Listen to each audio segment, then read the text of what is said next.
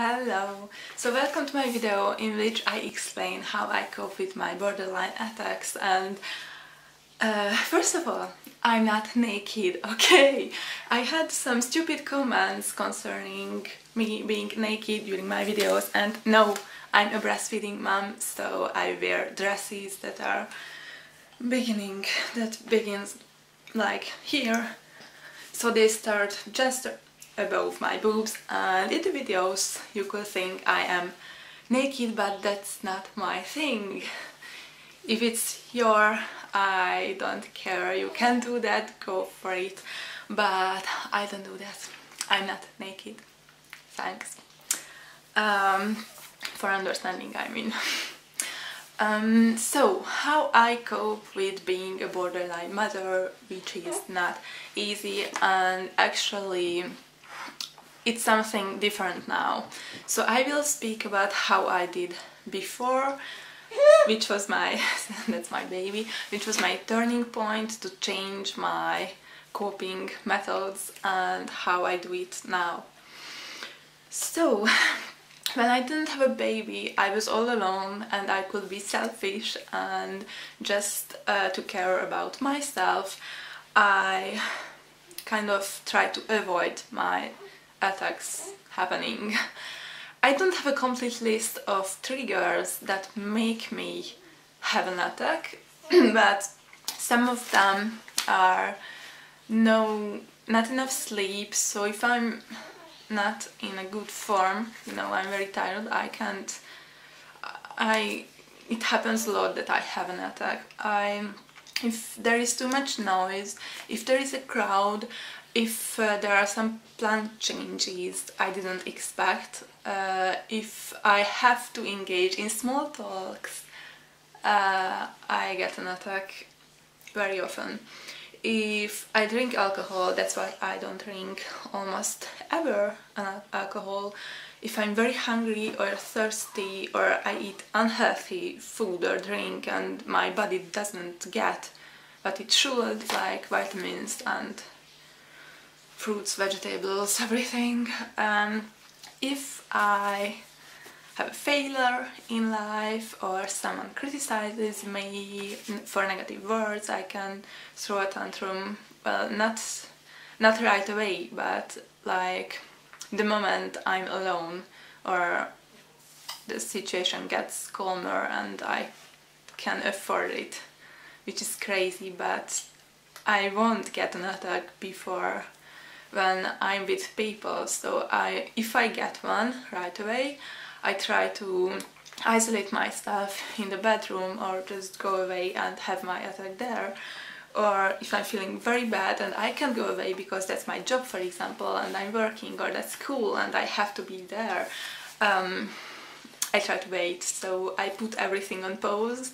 I do it whenever, but however I can, and then I'm having my attack at home when I got home.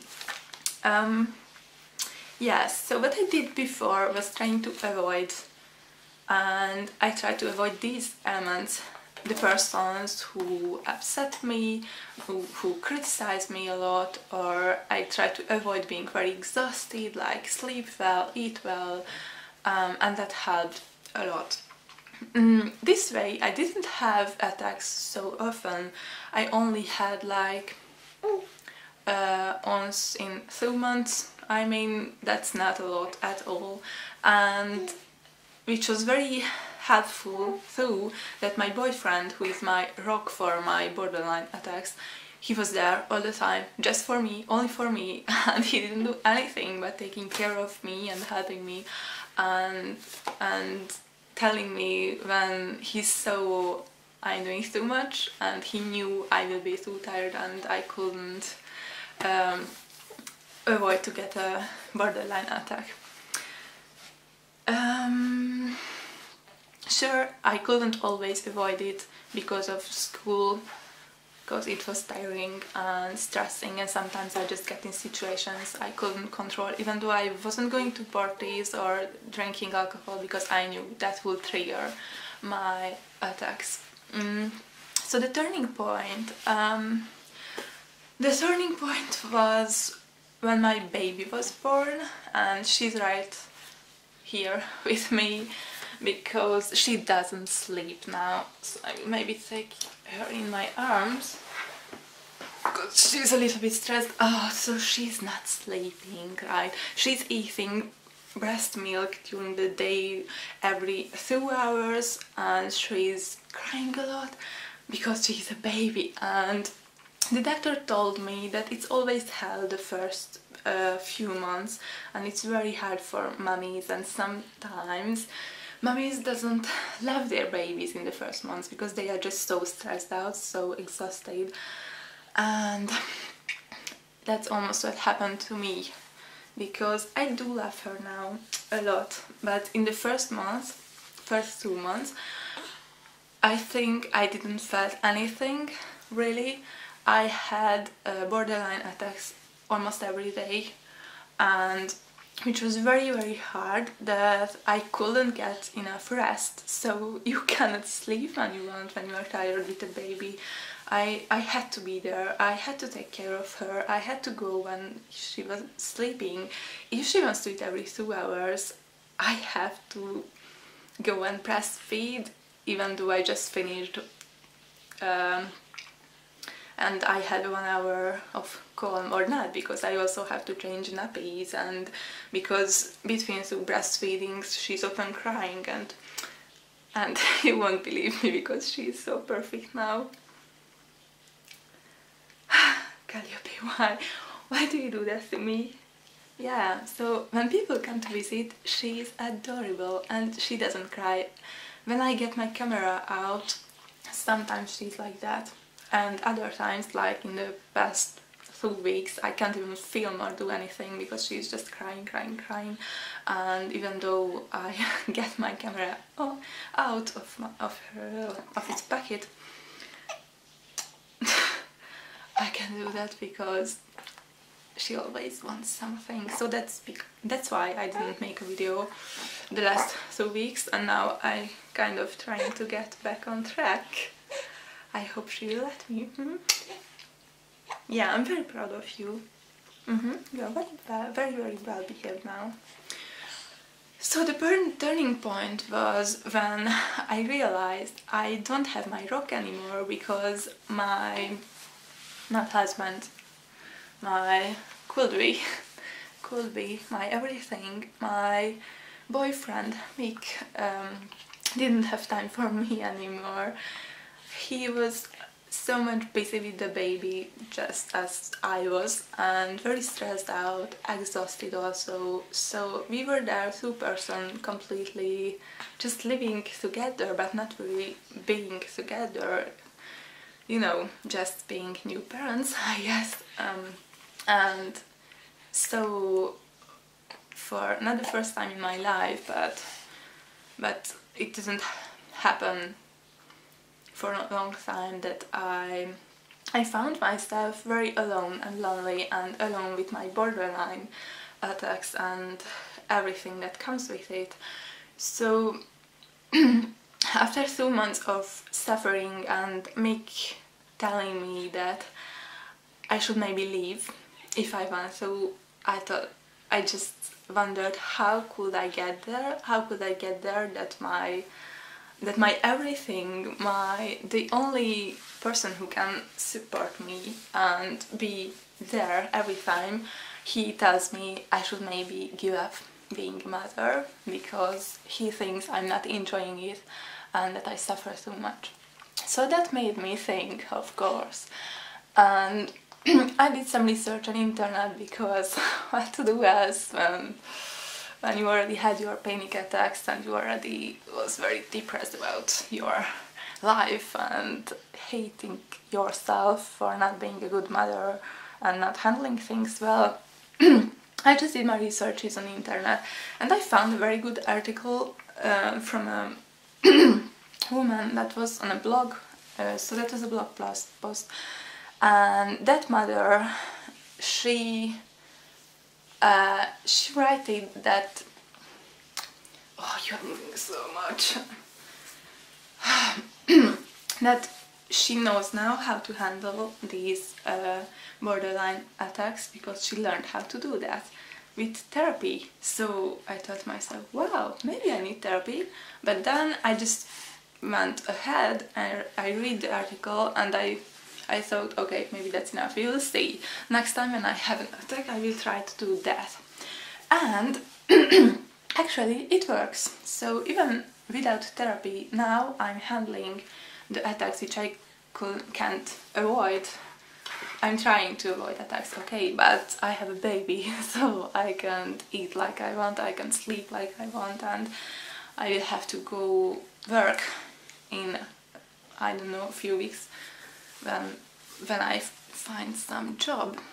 And of course there I can just stop and tell people, okay, now I need some time for myself, and go to the bathroom and handle my panic attacks, or just you cannot get rest, or you cannot avoid people and situations that are triggering you to attacks when you are working. Yeah. So I thought I have to change something because I should be happy, okay? I have a beautiful, wonderful life, and I should handle it much better, yeah. And so, what am I doing now? How am I coping with my borderline attacks, being exhausted and sleep deprived? And I will tell you, I just sat back. Whenever I start to feel like everything will crash and I can't handle things, the life is coming over and will punch me in the face, and when I start to hate myself, that's like a sign that, okay, something is going wrong, because I have such a big self-hating thing going on. And then I sat back, I think, and I acknowledge my thoughts and feeling. I kind of observed them as if it wasn't me. And it's pretty easy, by the way, because I wouldn't have thought of it on myself, but when you have, or starting to have, and you start to have an attack, anyway, you kind of see yourself from the outside, so you could use that for something positive and observe yourself without judging. So, for example, you tell to yourself that yes, you feel like a big crap, and you kind of want to hurt yourself, or you just want to escape and run, and you don't think anything of it. You just you just sit there and and you tell to yourself that it's not really you, that deep down you are okay. Why are you crying? That deep down you are okay, and these are just thoughts and feelings, not really you. This is an experience within you, but not your personality. This is happening to you. That's why I don't like the expression borderline personality disorder, or saying I'm borderline, because that's not me, okay? This is happening to me. I'm Aggie, I'm a person, and it occurs me. I have something within me that happens sometimes, or a little bit more often when my life gets crazier, like now, when I only have time to shower, and not even in the morning, and I look like crap because my makeup is 2 seconds makeup, because after I have to pick up the baby. But this way I cope with the attacks quite well, and they still come like almost every day, but they don't get crazy, if you know what I mean. I don't throw things, I don't hurt myself, I don't do anything crazy that I shouldn't. I just sit back and deal with it. So of course it requires lots of energy, and it feels really exhausted. I feel really exhausted afterwards and during too, but it but it doesn't change so much, because before, when I can't deal with it when it just comes and it's too late because I didn't manage to notice it at the beginning and it's already in the phase when I'm doing crazy things, then I just have to wait for it to go and I have to leave it very intensely. This way it will go away. Then then also in that case also it's very tiring, of course. So in every case, borderline personality disorder is exhausting, so better if I can deal with it, right? Even though I'm exhausted afterwards, I can sleep this way a lot faster, because a borderline attack lasts for long, for hours really, and you are already exhausted. That's one of the reasons, because you got the attack, and with the attack lasting for hours you get even more tired with all those that are exhausting your mind and making you crazy, and you have to wait for it to pass and to be able to go to sleep. But if you are dealing with it, even though it's very tiring, just as tiring than having it for hours, you deal with it, and in like maybe an hour or less, I didn't really watch the clock now when I dealt with the last one, but it goes away so much faster and I can sleep afterwards, which makes me have to avoid the next attack. So that's my life right now. Well, that's everything I wanted to tell you about motherhood and my borderline attacks.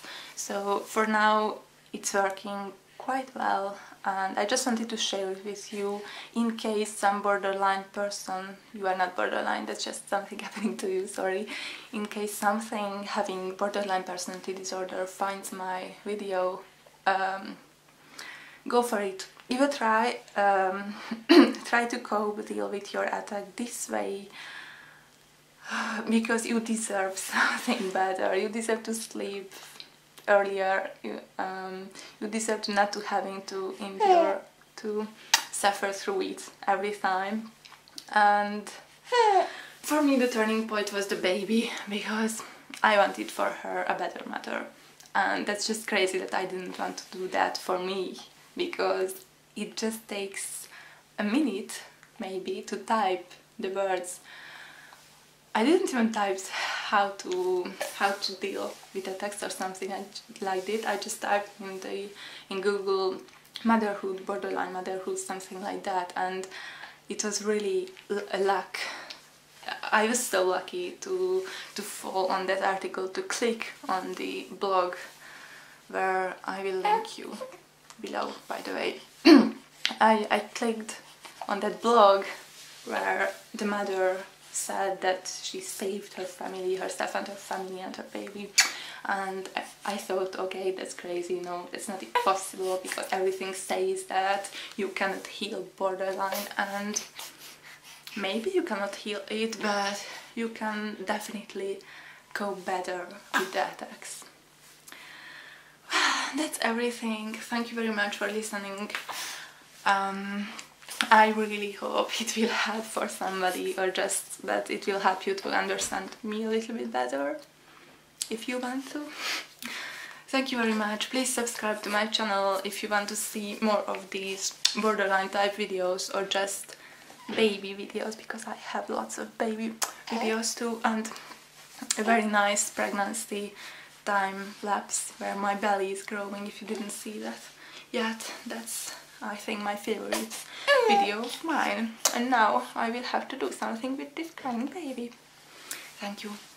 Bye bye.